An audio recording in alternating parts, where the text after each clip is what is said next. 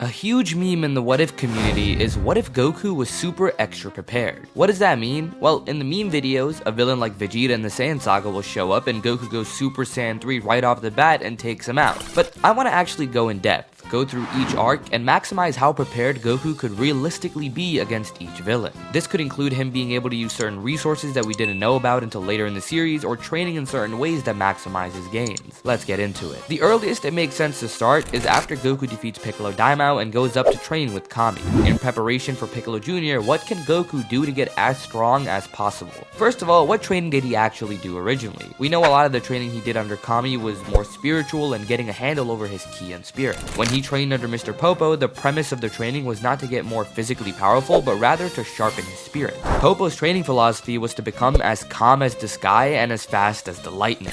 That's as far as it goes in the manga, as we don't actually see any training. But in anime filler, we see him actually go back in time and train with Mutaito, who was the master of Roshi and Shen. We also see him doing vigorous training that is beyond the mind and clearly physical. The most important part of the training was the reveal later in the series that he had trained in the Room of Spirit and Time for a month in that time skip. He only managed to stay in there for 1 month because he couldn't handle the atmosphere. We can definitely use this to maximize his training more. If he could only handle 30 days in a row inside, he can take breaks and enter for a month again. Remember, this is 3 years of training, not like 6 months. That way he could get in more training and physically get more powerful. But the one thing I never understood, which would definitely be a trump card, is why Kami didn't teach Goku the Mafuba. Of course, it's life-threatening to perform, but Kami was able to do it without it threatening his life, and later in the series we know that it's possible to perform without dying in the process. It's just a matter of practice and power. If Kami can teach Goku how to use the Mafuba in this instance, I think it would be a great way to defeat Piccolo pretty quickly. With extra training in the time chamber, Goku is stronger than originally, and with the Mafuba as one of the techniques he has in his back pocket, Piccolo will be easier to defeat. Kami obviously takes the form of Shen in the tournament and fights Piccolo before Goku gets the chance. This would allow Goku to see how Piccolo manages to reverse the Mafuba in order to stop himself from getting trapped. Seeing it firsthand, Goku can expect it and work around it to later get him on the back foot and trap him. Once that's done though, I feel like Goku would still release Piccolo and hope to fight him again someday, as that's just an extremely Goku-like thing to do. Piccolo is a level of threat that was unheard of at the time, but he is completely unmatched to the new levels introduced in the Saiyan saga. Raditz is a special case because Goku has 5 years before he even arrives. There isn't anything new introduced for training in this time skip, except we do know that Kami is well aware of who King Kai is.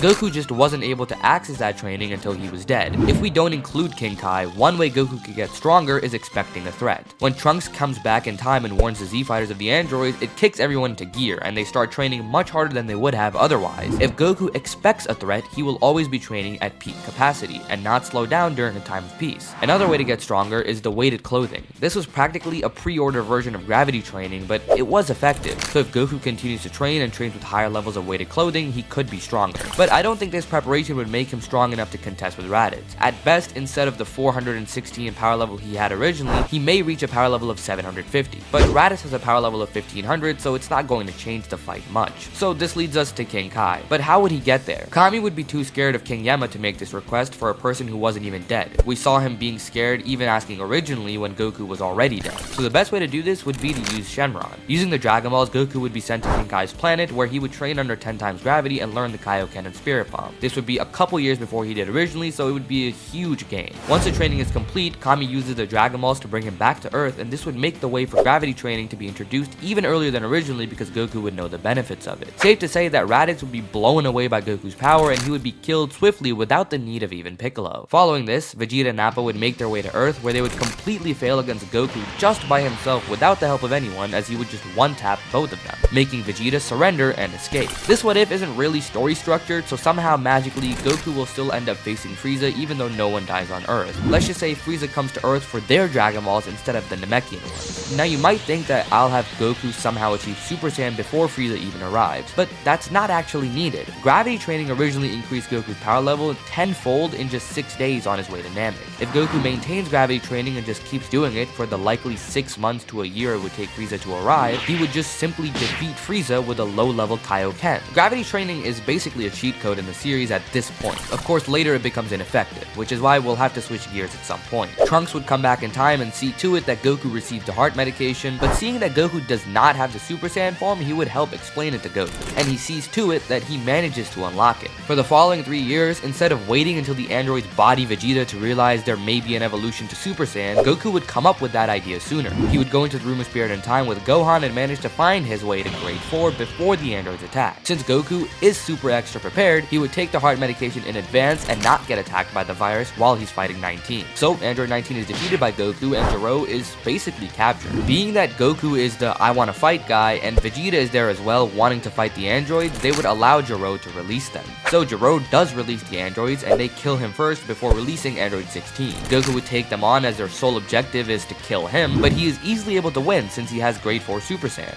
Cell may even attack at some point, but without androids to absorb, he would pretty much be fodder. This means that Goku stays alive for the foreseeable future, but Gohan does not unlock Super Saiyan 2. As for the Buu saga, Shin and Kibito could have the sense they did in the future timeline and approach Goku beforehand about the threat of Majin Buu. This would lead to Goku going into Shin's world to train with the Z-Sword. Remember, in the future, Shin had the foresight to do so and he started training Trunks to prepare for Dabura and Babidi. So let's just say he does that here, and this would lead to Goku going to Shin's world to train with the Z-Sword. In this hypothetical world, Goku has not had the opportunity to learn instant transmission because he's never been on Yardrat. But seeing Kibito teleport around, he would try to learn from that and figure out the Kai Kai instead. Training with the Z-Sword would give Goku the same gains that it gave Gohan originally, and one day upon testing the sword's ability, Goku would end up breaking it, releasing Elder Kai. While having Super Saiyan 2 and 3 unlocked as a result of training for the last 6 years, Goku would now get his potential unlocked as well, pushing him to new heights. Kami knows of everything that is happening on Earth, so they don't need to participate in some tournament and follow Spopovich and Yamu to get to Babidi's ship. They would simply ask Kami where he is and get there quickly. A potential unlocked Goku would make light work of Dabura, and Shin would kill Babidi, leading to the safe retrieval of Buu's egg. Now, how could Goku possibly be extra prepared for Beerus? The only answer that I could come up with is that he would ask Shenron earlier than Battle of Gods for a way to get stronger than he currently is. Shenron would lay out what the Super Saiyan God is, but Videl is not pregnant at the time, so there really isn't a way for this to be achievable, unless he uses Shin and Kibito to find out where Tarbal is. Since Tarbal is a good-hearted Saiyan, they could use him for the ritual. So, taking turns, him and Vegeta would use the God ritual to become Super Saiyan gods and start to train themselves. I don't see them unlocking Super Saiyan Blue on their own in any way, shape, or form. It took Whis' guidance to get there, so it's just not gonna happen. When Beerus wakes up, he goes searching for Goku on King Kai's planet, and that's where the main fight would take place, breaking the universe with each punch until Beerus still inevitably comes out on top. Training under Whis, they would already have a head start, so Goku and Vegeta are going to be a lot stronger going into ROF, where Frieza's golden form doesn't perform as well against the stronger Goku. And just so we have that extra prepared aspect, Goku would see Sorbet's attack coming, and he would kill both of them, not letting Frieza get the chance to destroy Earth later. Now you may be wondering, how can he be prepared for hit? Well, truth be told, I don't see any way he could know about the time skip, but what we can do is have Whis go in with Goku and Vegeta into the room of spirit and time. It's funny because they were already kind of super extra prepared going into the Universe 6 tournament. They literally trained 3 years for it. So let's assume Whis going in helps them perfect Super Saiyan Blue earlier, and it just makes sense that they perfect it sooner because they've had the form longer than originally. We know that Hit's time skip doesn't work on people that are much stronger than him. I wouldn't say that they are much stronger than Hit, but they are strong enough to where the time skip doesn't have the same effect as it did originally. Goku doesn't put as much faith in Frost being a good guy and goes all out from the start, taking him out and running through the Universe 6 roster until he gets to Hit, which is where he would use Kaioken times 20 instead of 10 to win.